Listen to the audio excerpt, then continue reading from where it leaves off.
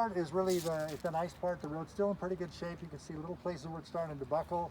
We'll do one little walk through one of these farther loops, and you can see where we really got some problems with our loop, with our not only the road buckling, but that's the other side over near the fire departments where we have these some of these campsites that are pretty close. But in reading, the permit issued under this prospectus to operate the site will expire December 31st, 2022. The Forest Service will develop a subsequent process to operate the site starting in 2023 and beyond. This permit area contains 38 camping spaces designed for tents and small recreational vehicles up to 27 feet. One site can accommodate a trailer up to 24 feet. I couldn't point to it myself right now. I don't know which one that is. 2 host sites with full hookups. One right there, and the other one's on the other side over here. 2 flush toilet buildings, each with 4 unisex units. Potable water is provided by the Tahoe City Public Utility District at concessionaire's cost. There's trash bins. Each campsite has a paved parking pad, animal-resistant food lockers, a heavy-duty picnic table, and a fire range.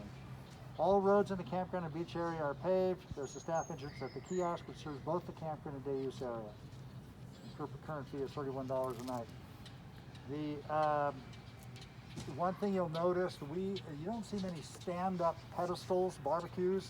In this campground, you will. You can see some through here. We've got them right there. We're slowly getting rid of those, if only because we find out more than anything else, people use them to hang trash bags on or trash ends up in them. They're dirty to clean. You usually get a pile of ash around your feet with those things. And most of the fire rings we have, most, not all, have a flip-over grill.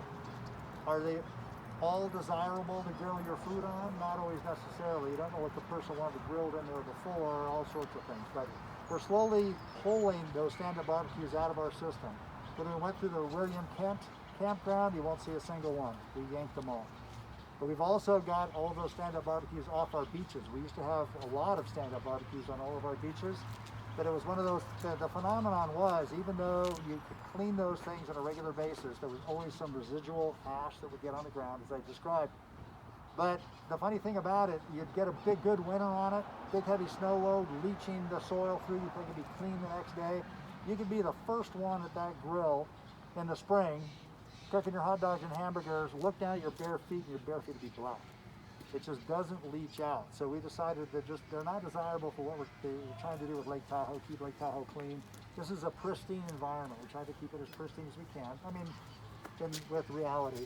So those are slowly leaving our system. And they'll probably just slowly keep getting pulled as time goes by. We're not putting a huge focus on it right now, but that'll happen. So what I'd like to do then is we'll just take a stroll. Ask me any questions you like. We're going to do one of the loops right here. I just want to show you that the different type of campsites that are in here and the condition of the road.